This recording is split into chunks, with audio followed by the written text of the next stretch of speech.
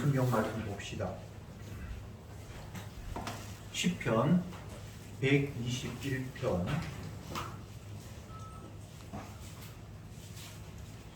1절부터 8절까지 하겠습니다. 내가 산을 향하여 눈을 들리라. 나의 도움이 어디서 올꼬. 여호와께서 너로 실족지 않게 하시며 너를 지키시는 자가 졸지 아니하시리로다.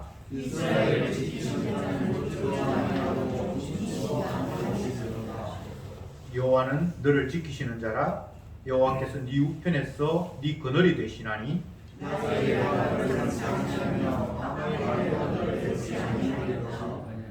여호와께서 너를 지켜 모든 환난을 명케 하시며 또 내 영혼을 지키시리로다.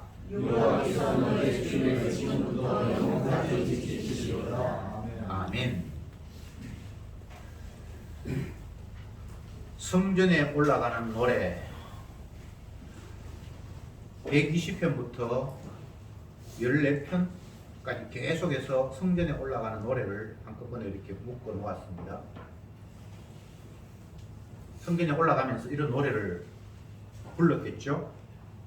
그런데 이 본문을 보면 여호와 하나님은 나의 도움이 되시고 지키시는 자다라는 이야기를 네 절에서 반복하고 있습니다.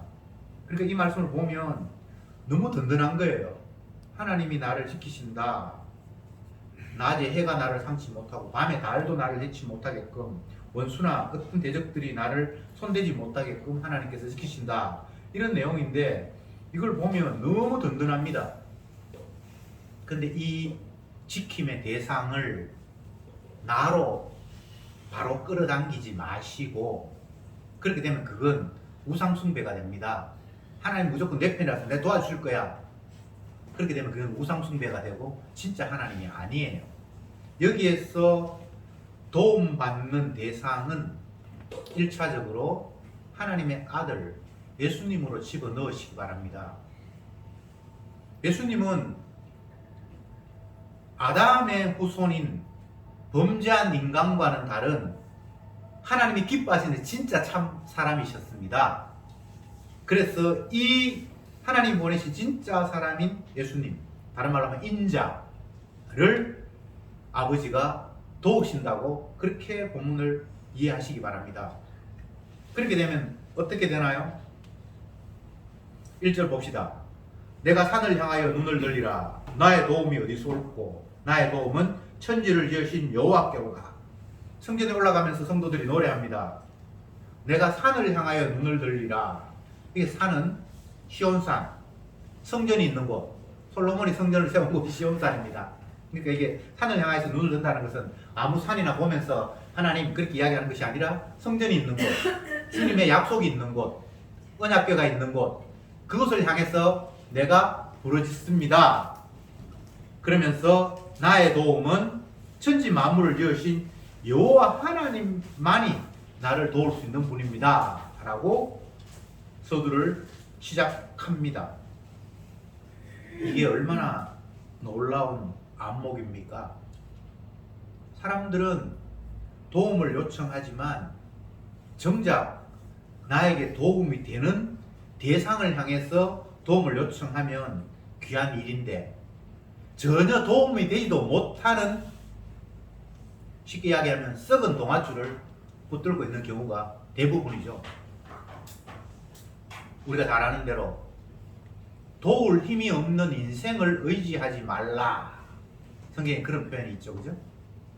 우리는 하나님은 안 보이니까 당장 나에게 도움이 될 수 있을 만한 사람들에게 손을 뻗치고 전화하고 뇌물 주고, 근데 성경에는 도울 힘이 없는 인생을 의지하지 말라. 복음서에 의하면 소경이 소경을 인도하면 둘 다 구덩이에 빠진다. 내가 연약해요. 그래서 내보다 더 강한 어떤 사람을 붙들어서 나를 도와달라고 해요. 그게 또 다른 사람이잖아요. 힘 있는 사람, 권세 있는 사람, 지혜 있는 사람, 재산 가진 사람. 그런데 성경은 너도 소경이고 네가 붙들려 하는 사람도 소경이라는 거예요. 그러면 결과적으로 둘 다 앞도 못 보고 전봇대 맞히든지 물구덩이에 빠이든지 한다는 거예요. 이건 사람의 시각이 아니라 하나님의 시각입니다. 창조주의 시각이 옳을까요? 피조물인 우리의 시각이 옳을까요? 주님이 사람은 다 거짓되되 하나님은 참되시며 라고 이렇게 얘기했을 때 인간들은 동의하기 쉽지 않죠. 사람들 가운데 거짓도 있지만 진실한 사람도 있잖아요. 그래서 사람에게 다 거짓되다 라는 말을 우리는 쉽게 받아들이기가 힘듭니다. 또 소경이 소경을 인도한다? 모든 사람이 다 소경이라는 말인데 그거 잘 동의가 안 되잖아요. 눈 뜬 사람도 있는 것 같은데 뭔가 좀 앞을 미래를 바라보는 사람도 있는 것 같은데 요즘 우리 사회에서 인기 있는 직업 가운데 하나가 펀드 매니저라는 게 있는데 그 사람들은 연봉이 상상 이상으로 많은 사람들이 있더라고요. 투자 전문가들 돈 가진 사람한테 여기에 투자해라, 여기에 돈 넣어라, 이제 뺄 때 됐다, 그렇게 해서 그 수익의 몇 프로를 그 인도해 준 사람이 갖는 거예요. 보통 사람들이 열심히 일해서 한 달에 월급 받고 뭐 이런 사람들과는 비교도 할 수 없을 만큼 엄청난 돈을 번다고 하는데 그런 사람들은 뭔가를 돈의 흐름을 알고 주식의 급락을 나름대로 예측할 수 있다고 생각하여서 그 사람한테 뭔가를 맡기는 거잖아요. 내 재산을 맡기는 거잖아요. 그런데 성경으로 보면 그도 소경이고 니도 소경이라는 거예요. 그도 거짓되고 너도 거짓되다는 거예요. 오늘 본문에서 내가 성전을 향하여 눈을 돌리라 나를 도우실 분은 여호와 하나님밖에 없다 라고 이야기할 때 이것보다 더 확실한 정답은 없습니다. 여호와 하나님만이 나를 도울 수 있는 분이에요. 그분만이 천지를 지었으니까. 천지를 지었다라는 그 천지 안에 내가 포함이 될까요? 안 될까요? 당연히 포함이 돼야 되죠. 하늘과 땅을 다 지었으니까 나를 지은 분이 나를 알겠죠. 돕는다면 그분이 나를 도울 수 있겠죠. 나와 똑같이 지원받은 그가 나를 도울 수 있다? 그건 다 엉터리예요. 그렇게 해놓고 3절부터 봅시다. 여호와께서 너를 실족치 않게 하시며 너를 지키는 자가 졸지도 아니하신다. 4절에 이스라엘을 지키는 자가 졸지 아니하시고 주무시도 아니하신다. 사람들은 쉬고 자야 돼요. 내가 아무리 깐난아기를 사랑하는 엄마라 할지라도 24시간 잠 안 자고 내 자녀 지킬 수 있다 없다? 없다. 근데 주님은 졸지도 아니하시고 주무시도 아니하시고 지키신다. 그걸 임마누엘이라고 합니다. 이렇게 하나하나 따져보니까 정말 하나님 말씀에 빈틈이 없어요. 근데 성경을 덮고 세상으로 나가면 이 말씀은 까맣게 잊어버리고 도울 힘이 없는 인생을 대단하게 가치 있게 여기면서 저 사람이 나를 도울 수 있을 것이라는 생각으로 또 휙 바뀌어버리죠. 이게 제약된 우리의 본성입니다. 뭐 신앙생활을 오래 하고 목사가 되었고 장로가 되었고 하면 안 그럴 것 같은데 그렇지 않은 인간이 없습니다. 그래서 의인은 없나니 하나도 없다고 주님은 모든 인간을 다 죄인의 범주 아래 집어넣어 버렸습니다. 소돔과 고모라가 멸망할 때에 하나님께서 그 사실을 아브라함에게 미리 알려주셨습니다. 그러니까 아브라함이 자기 조카가 그 소돔과 고모라 땅에 살고 있었잖아요. 아버지 일찍 여의고 아들처럼 키웠거든요. 보살폈단 말이죠. 그리고 정이 들었을 거 아니에요. 그 조카가 있는 곳에 하나님께서 죄악된 도시니까 내가 멸망시켜버리겠다라고 하나님께서 말씀하시니까 다른 사람 멸망당하는 데는 별로 아브라함이 관심이 없는데 그 땅에 있는 자기 조카가 죽는다는 것에 대해서 염려가 됐죠. 그래서 솔직하게 이야기하면 하나님 내 조카 있는데 그게 좀 살려주세요 이렇게 말하지 않고 그 큰 도성에 의인이 혹시 있을지도 모르는데 그들 다 죽여버리면 하나님 그 의인은 너무 억울하잖아요. 그래서 하나님께서 의인 찾아봐. 있으면 내가 안 멸망할게. 근데 뭐 의인 10명이 있으면 멸망 안 시키겠습니까? 나중에 점점 주는데 의인 없어요. 없다고. 자기 조카 로또 죽어야 마땅한 사람. 하나님께서 극적으로 그걸 건져주시는데 그건 주님의 긍휼이죠. 그죠? 의인은 없습니다. 죄인이기 때문에 멸망돼야 됩니다. 그건 변할 수 없는 하나님의 기준이에요. 이 세상 멸망합니다. 해와 달도 다 종이가 불에 타듯이 다 태워버린다고 주님께서 말씀하셨습니다. 해와 달이 타면 그 가운데 있는 사람은 탈까요? 안 탈까요? 이거 물으면 너무 유치해요. 그죠? 주님의 기준을 우리가 자꾸 외면해요. 세상을 만드신 분의 기준입니다. 근데 인간들끼리 도토리 키재기 하듯이 자꾸 사람들에게 의견을 물어요.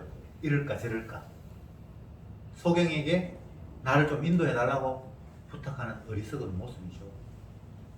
주님 말고는 진리를 말한 적도 없고 자기가 말씀하신 그 내용을 사수할 분도 없고 사람들은 약속을 했는데 약속을 못 지킬 수가 있어요.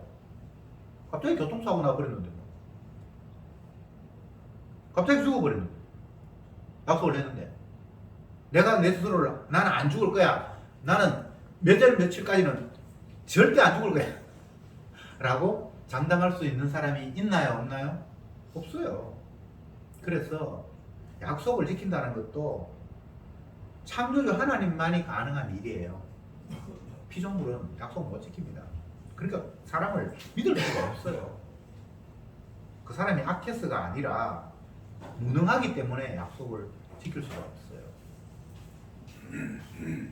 그런데 여호와 하나님은 전능자이기 때문에 유일하게 우리를 지킬 수 있는 분이다.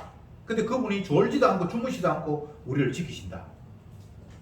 이걸 1차적으로 나를 거기 집어넣어서 하나님이 졸지도 않고 지키신다 이렇게 받아들이면 안 된다라고 제가 말씀드렸습니다. 그렇게 되면 그 하나님은 우상의 하나님이라고 제가 말씀드렸습니다. 여기 지킴의 대상은 하나님의 아들이에요. 인자, 육의 몸을 입고 온 그 하나님의 아들. 그분은 아버지 뜻을 이루기 위해서 이 땅에 오셨어요. 그분을 지킨다는 거예요. 아버지가. 왜? 자기 뜻을 이루어야 되니까. 절대 그 아들을 실족지 않게 지킨다는 거예요. 구체적으로 예를 들어 볼게요. 예수님이 이 땅에 왜 오셨습니까? 아버지 뜻을 이루기 위해서. 근데 아버지 뜻이 무엇입니까? 아버지의 자녀들이 멸망하지 않고 구원 얻게 하기 위해서. 그래서 예수님의 이름은 구원자예요. 예수라는 그 이름의 뜻은 자기 백성을 저희 죄에서 건질 자 이런 뜻이에요. 구원자라는 뜻이에요. 예수님은 어디에서 구원한다? 가난에서 구원한다? 질병에서 구원한다?가 아니고 그들의 죄에서 구원하는 자. 그걸 위해서 예수님이 이 땅에 오셨고 그 아들을 예수님이 지키신단 말입니다. 이 이야기가 그런 이야기예요. 그러면 예수님이 자기 백성의 죄를 지기 위해서 담당하기 위해서 이 땅에 오셨으면 예수님이 가는 길은 어디입니까? 십자가. 그래서 예수님은 제 아들에게 많은 무리들에게 계속해서 자기가 죽어야 한다라는 이야기를 거듭 말씀하셨습니다. 그럴 때 예수님의 제자 중에 베드로가 주님 그런 말씀 하지 마세요. 당신은 메시아로 왔고 세상의 왕이 되어서 악한 자를 다 물리치고 하나님 백성과 행복하게 이끌어야 될 대장이 죽으면 어떡합니까? 악한 무리들이 예수님을 공격하려고 그러면 내가 생명을 다해서라도 예수님 안 죽게끔 지키겠습니다. 이게 인간적으로 보면 어마어마한 헌신이잖아요. 근데 예수님 뭐라고 그럽니까? 사탄아 물러가라. 예수님을 안 죽게 십자가에서 죽지 않게 막겠다라는 그게 마귀의 전략인 거예요. 이게 얼마나 역설입니까? 인간적으로는 스승님이 위험에 처하면 내가 대신 총알을 맞아서라도 선생님 총알을 피하겠다. 호위하는 사람 다 그런 사람들이잖아요. 이 사람은 그런 마음을 가지고 주님 절대 죽지 않도록 내가 차라리 죽겠습니다라고 이야기를 하는데 그게 졸지에 사단이 됩니다. 이렇게 되는 것이 아버지가 아들을 지키는 거예요. 졸지도 않고 주무시도 않고 아들의 뜻 결국 십자가 지는 그 길을 향해서 가는데 누구도 방해하지 못하도록 지키는 거예요. 이게 졸지도 않고 주무시도 않고 지키시는 모습이에요. 하나님이 나를 이제 놀러 가는데 갑자기 홍수가 났다. 이 말씀을 떠올리면서 하나님은 졸지도 않고 지키지도 않고 이렇게 적용하면 안 돼요. 그러다가 홍수에 떠들어가 버리면 에이씨 하나님 거짓말 하면서 발로 차버리겠죠. 그죠? 하나님은 그런 식으로 약속한 게 아닙니다. 성경에 나오는 모든 내용들을 나로 직접 그게 집어넣어서 하나님과 나를 다이렉트로 연결해서 하나님이 나를 지키는 분이구나 이렇게 될 때는 이거는 우상이라고 해서 제가 말씀드렸습니다. 모든 성경은 1차적으로 아버지가 아들을 향하고 있습니다. 그리고 성도는 그 아들의 지체입니다. 그 아들에게 포함되어 있습니다. 이게 성경의 이야기예요. 다시 말씀드립니다.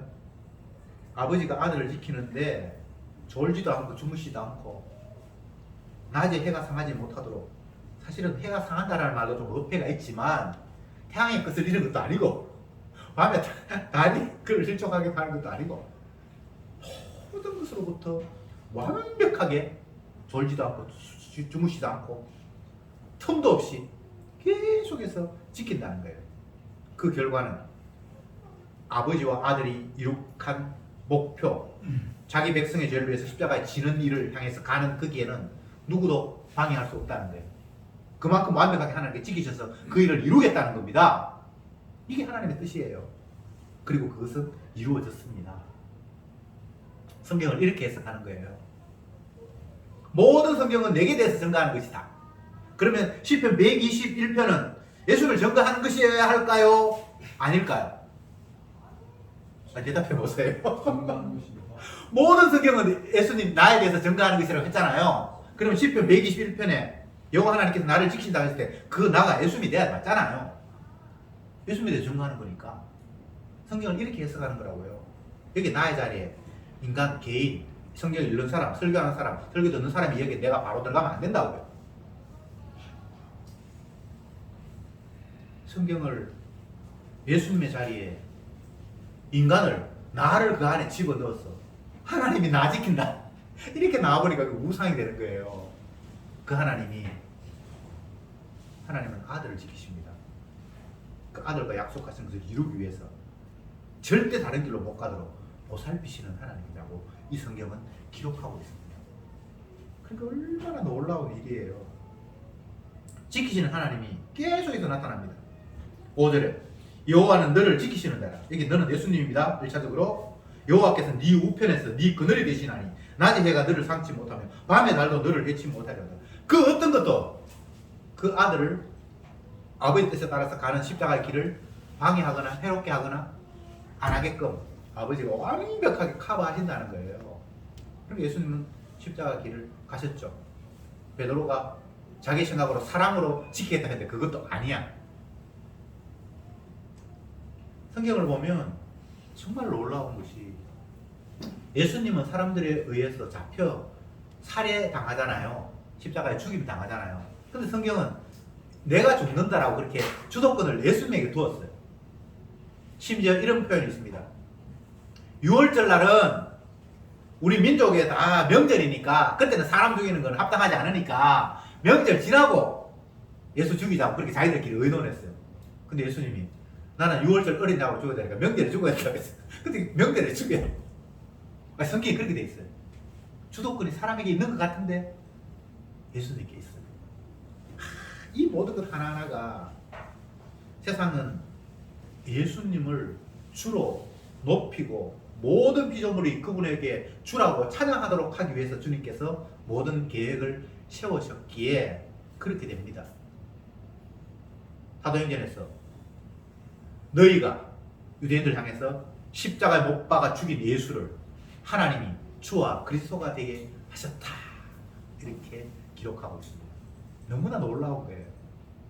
예수님이 이 땅에 오심으로 말미암아 그냥 그 자체가 주가 되는 게 아니고 자기 백성의 죄를 감당하고 저주 받음으로 말미암아 그들의 주인 노릇을 할 수 있도록 하나님께서 그를 우뚝 세워서 살렸다라는 겁니다. 우리는 그냥 하나님의 아들이니까 뭐 당연히 주인이겠지, 그분은 천지 만물을 만드신 분이니까 주인이겠지, 이렇게 그냥 주인 개념을 이해하잖아요. 근데 그런 것이 아니라 우리의 죄를, 죄악을 그분이 대신 가져가셨어. 나를 깨끗게 하신 그 능력자만이 나에게 주로 칭함받을 수 있는 그런 환경으로 하나님께서 그 아들을 우뚝 세웠다라고 성경이 그렇게 이야기하고 있습니다. 그분 말고는 주가 없어요. 나의 죄를 대신 가져가신 그분만이 주지, 그 외에 다른 주는 없습니다. 내가 아쉬운 거 요구했는데 그분이 다 들어주더라, 이제 나는 그를 주로 보실 거야. 그런 주가 아닙니다. 인간은 자기 자신이 뭐가 심각한 문제이며 무엇이 절실하게 필요한지도 몰라요. 마치 어린 아이들이 한 5살쯤 된 아이가 날마다 사탕이 막 맛있다고 그걸 자꾸 빠는 거예요. 근데 부모가 그 아이가 좋아한다고 해서 사탕을 계속 줍니까? 안 줍니까?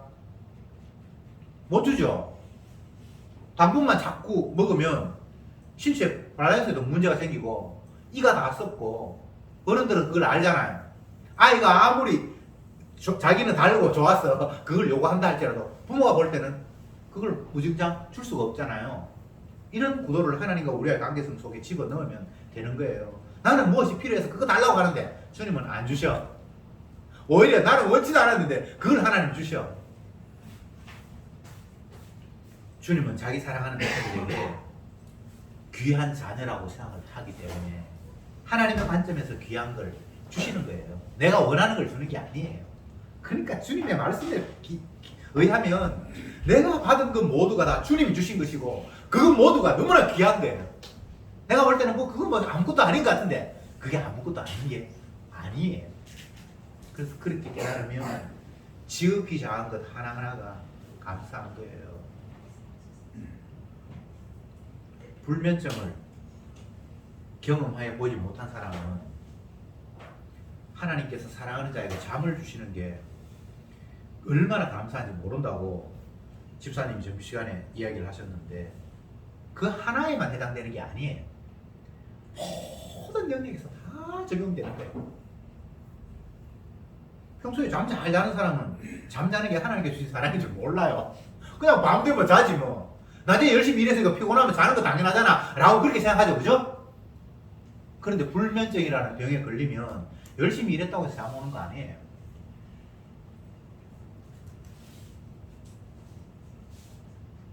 교동문 읽을 때 시편 120편 읽었는데 128편 한번 다시 봅시다. 2절에 네가 네 손이 수고한 대로 먹을 것이라 네가 복되고 형통하리라. 손이 수고한 대로 먹는 게 복입니까? 내가 열심히 수고해서 먹었는데 그게 복입니까? 우리는 당연하다고 생각하잖아요. 내가 수고해서 얻는 게 당연하다고 생각하잖아요. 근데 시편 기자는 네 손이 수고한 대로 먹는 것이 하나님의 복이라고 이야기하고 있어요. 이런 개념들이 우리가 그냥 스쳐 지나가는 일이에요. 일할 수 있는 것도 복이고요. 그 일을 했는데 결과가 나오는 것도 하나님께서 나오게 하셔서 나온 거예요. 열심히 일했는데 소득이 안 돌아가는 경우가 있다 없다? 있죠. 얼마든지 있죠. 열심히 일했는데 회사가 망했어. 월급이 안 나와. 얼마든지 있을 수 있죠. 열심히 농사를 지었어요. 게으르지 않았어요. 그랬는데 흉년이, 깜빡이 질병이 와서 그건 내가 어떻게 막을 수 있는 게 아니잖아요. 그런 경우가 얼마든지 있습니다. 이 시인은 그 사실을 알기 때문에 내가 손이 수고한 대로 먹는 것이 복이라는 사실을 고백하고 있는 거예요. 무엇 하나 하나님께서 지켜주시지 않으면, 주님께서 은혜로 내게 제공하시지 않으면 그 지극히 작은 것 하나도 나에게 돌아올 수 없다는 걸 알기 때문에 이런 고백을 하는 거예요. 다시 본문으로 돌아가서 여호와 하나님께서 너를 실족지 않게 지키신다. 주무시지도 않고 졸지도 않는다. 네 우편에서 그늘이 되고 해가 너를 삼지 못하고 달이 너를 해치 못한다. 7절에 여호와께서 너를 지켜 모든 환난을 명쾌하시며 또 내 영혼을 지키시로다. 환난을 명쾌하신다. 이게 예수님으로 이야기하면 십자가를 지지 못하는 게 환난이에요. 그게 방해하는 게 환난이에요. 그러니까 아무리 방해해도 6월절에 죽이지 말자. 그것도 방해예요. 예수는 6월절 어린 양이니까. 다 아버지가 커트해버립니다. 그래서 약속대로 십자가에 6월절에 어린 양으로 죽게 하시는 곳에 가게 한다는 이야기를 이렇게 표현하고 있습니다. 마지막 절에 여호와께서 너의 출입을 지금부터 영원까지 지키시로다. 그러니까 시작부터 끝까지 하나님께서 자기 아들을 뜻대로 아버지와 아들이 약속한 그 길, 십자가에 지셔서 자기 백성의 죄를 담당하는 그 일에 1차에 5차도 없이 완벽하게 하도록 하나님께서 함께 하시겠다는 겁니다. 이런 하나님이 여호와 하나님이에요. 내 피로 채워주시는 하나님은 우상입니다. 아버지 뜻대로 이끌어 가시는 거예요. 그래서 때로는 내가 원치 않은 길로 강제로 끌고 가시고 푸른 초장 쉴만한 물가로 인도하신다라고 시편 23편에 이야기했는데, 사망의 음침한 골짜기를 다닐지라도 해를 두려워하지 않도록 주의 지팡이와 막대가 나를 인도하신다고 했는데, 이것은 양이 알아서 갈 길을 인도하는 것이 아니라 양은 어리석어서 그냥 지 편한 그름대로 가요. 그런데 목자가 알아서 그쪽 길로 가면 안 되니까 강제로 때려서라도 방향을 틀어서 이끌어 간다는 이야기입니다. 여러분, 우리 가운데 누구도 내가 원하는 것을 주님께서도 원할 것이다라고 착각하면서 살아가는데, 내가 원하는 것, 주님이 원하는 건 달라요.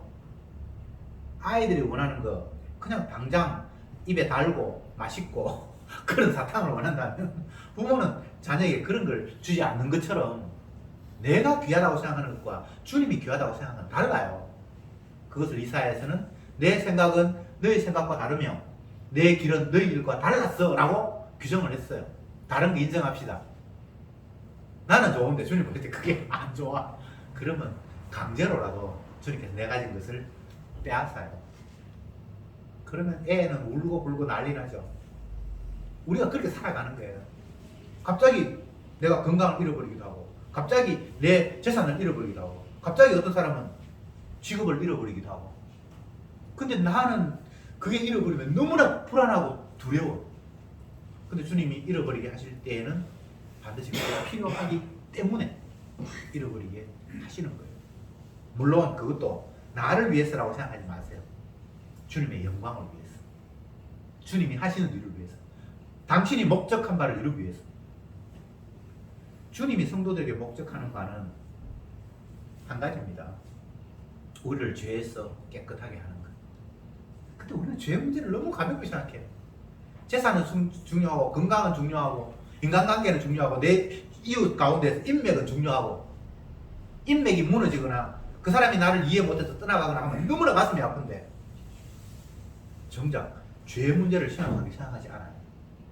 주님은 우리의 재산도 건강도 인맥도 내가 소중하게 생각하는 그런 거 관심 없습니다.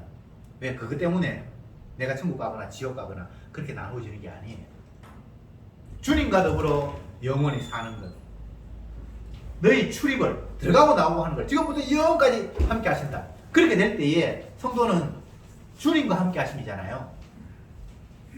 주님은 자기 백성과 영원히 함께 하시는 방법을 모색하셨고, 그걸 위해 지금도 활동하고 계시는 겁니다. 가라지는 모아서 풀무불에 집어 던지고, 주님 뿌리신 자기 백성 씨앗은 아버지의 나라에 영원히 있게 하겠다는 것이 주님의 뜻입니다. 그런데 이 땅에서 그래도 좀 잘 살면 안 됩니까? 잘 살고 못 살고는 주님의 관심이 아니에요. 이 땅에서 내가 부자가 되느냐, 건강하게 오래 사느냐, 10년을 사느냐, 그건 성경에 아예 창조주 하나님이 나에 대한 관심이 아닙니다. 주님의 관심은 내 죄 문제예요. 왜? 죄가 있으면 아버지와 영원히 함께 할 수 없기 때문에. 그래서 결국은 아들을 이 땅에 보내서 그 문제 해결을 하라고 저주받아 죽게 하셨습니다. 이게 십자가 복음이에요. 십자가 지셨다는, 하나님의 아들이 십자가 지셔서 우리 죄를 깨끗게 하셨다는 기쁜 소식이에요. 성경은 그 이야기 하기 위해서 이렇게 방대하게 기록해 놓았어요. 그리고 그 사실을 우리에게 알려주기 위해서 세상 전체를 다 운행하고 계십니다. 그것 외에 다른 세상은 없습니다. 사람들은 세상을 이런 세상이다 저런 세상이다 많은 이야기를 하는데 다 거짓말입니다. 이 세상은 처음부터 끝까지 예수님의 주되심을 드러내기 위해서 시작되었고 그것 때문에 진행이 되고 그것으로 끝을 맺습니다. 만물이 주에게서 나오고 주로 말미암고 주에게로 돌아간다고 못 박았습니다. 그것 외에 다른 세상은 없습니다. 어느 나라 대통령이 우리나라는 영원할 거다. 그래서 나를 따르라. 그렇게 해서 영원한 나라가 될 수가 없습니다. 영원한 나라는 아들의 나라 말고는 영원한 나라가 없습니다. 구약 성경을 보면 바벨론이라는 나라가 전 세계를 지배하고 실제적으로 금신상이 만들어졌는데 그 위에 찬란한 머리 부분이 바벨론 자기라고 그렇게 가르쳐 주셨죠. 그죠? 근데 그거는 표면적으로 맞아요. 그 거대한 제국이 머리처럼 번쩍번쩍 빛나고 그 거대한 나무에 온 새가 다 와서 짐승이 그 그늘 밑에 거하고 세계 최고 최강 맞아요. 근데 그게 영원할까요? 아니죠. 어디에서 날아온지 모르겠는데 돌이 하나 날아가지고 그걸 팍 쳤어. 흔적도 사라지는 것을 이미 주님께서 말씀하셨습니다. 한동안 인간이 찬란하고 대단하고 어떤 나라가 부강하고 그럴 수 있어요. 근데 그거 영원하지 않습니다. 잠깐 있다 사라져요. 개인도 잘 나갈 때가 있어요. 영원하지 않습니다. 아무것도 영원한 건 없습니다. 우리가 눈으로 보는 이 손으로 잡히는 이 피조 세계는 다 잠깐 있다가 사라지는 거예요. 영원한 게 없습니다. 그래서 그거 오래 지속한다. 지속해봐야 그거 아무것도 아니에요. 직장 구하는 젊은이들이 임시직 말고 정년 보장되는 거. 왜냐하면 짧은 것보다는 긴 게 더 안전성이 있잖아요. 근데 그 긴 거 영원합니까? 영원 안 합니까? 영원 안 해요.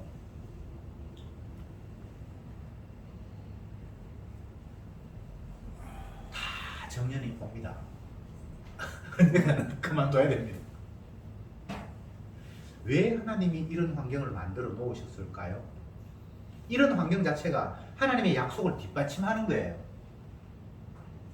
너희 인생이 무엇이뇨? 너희는 잠깐 보이다가 없어지는 안개니라. 그렇게 말씀하셨잖아요. 그 안개라는 사실을 이 세상에서 보여주는 거예요.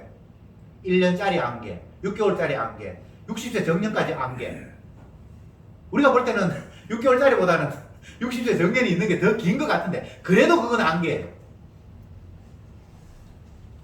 인생이 안개인데 그 인생에서 꼽힌 화려함 그 잠시 있다 떨어질 것들이라고 성경이 말씀하셨어요. 그래서 그런 임시인 것들을 추구하거나 그것들을 향해서 달려가는 어리석은 짓을 하지 말라는 거예요. 이 세상도 그 영광도 다 시들고 떨어지지만 주의 말씀은 영원하다 라고 임시적인 것과 영원한 것을 같이 말씀하셨잖아요. 그러니까 임시적인 걸 붙드는 사람은 바보죠. 영원한 걸 붙들어야 돼요. 결론을 맺겠습니다. 오늘 본문에서 시인은 여호와 하나님은 우리를 지키시는 자다 라고 말씀하셨습니다. 나 지킨다고 생각하지 말고 하나님이 자기 약속 지키고 자기 약속을 위해서 이 땅에 오신 예수님이 그 뜻을 이루는 일에 완벽하게 보호자가 되셔서 그 일을 추진하게 만드셨다라는 라는 이야기입니다. 그러니까 우리는 그냥 주님의 그 약속, 그 아들 예수님이 왜 방해하는 수많은 세력들의 세력을 다 뿌리치고 죽는 길로 달려가셨을까요? 그렇게 해야만 아버지가 맡긴 생명을 죄에서 깨끗하게 하시기 때문입니다. 성도는 내 행동을 통해서 의를 쌓는 것이 아니라 주님이 대신 저주받음으로 말미암아 의롭게 되는 방법 말고는 없습니다. 그래서 내 잘났다, 나 이거 훌륭해 라고 성도는 말할 수가 없습니다. 오로지 주님이 나를 대신해서 피 흘리신 그 사실만 자랑하고 높일 뿐입니다. 그렇게 될 때 그는 주님이 지키시는 그 아들의 범주 속에서 온전히 건짐을 받게 됩니다. 하나님이 아들을 구원할 때, 아들을 저주와 심판 속에서 다시 살릴 때, 부활시킬 때 성도는 그 지체로 붙어서 같이 아버지의 품으로 안기는 구도가 성경이 약속한 내용입니다. 예수님 없이 내가 율법 지켜서 순종해서 너는 착하네, 율법 한 85점 맞으면 내가 구원해 줄게 라고 말씀하신 적이 없습니다. 율법은 완벽하게 지켜야만 지키는 겁니다.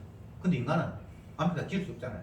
근데 아들이 완벽하게 지켰고 주님의 백성은 그 아들에게 지체로 포함이 되어서 그 아들을 건질 때 성도는 같이 건진받는 구도가 하나님이 약속하신 내용입니다. 그게 예수 믿는 거예요. 나 믿는 게 아니고, 내 노력 믿는 게 아니고, 내 열심 믿는 게 아니고, 나를 대신하신 예수님의 그 죽음이 나를 죄에서 깨끗게 했다는 그 사실을 믿을 때 그가 참 하나님의 종이고, 또 그것이 십자가에 지신 예수님을 높이는 유일한 길입니다. 기도합시다. 주님 감사합니다. 오늘 이 시간도 다시금 여호와 하나님이 어떤 분인가를, 그리고 그분이 지키시는 그 아들 예수님이 어떤 분인가를 말씀을 통해서 확인했습니다.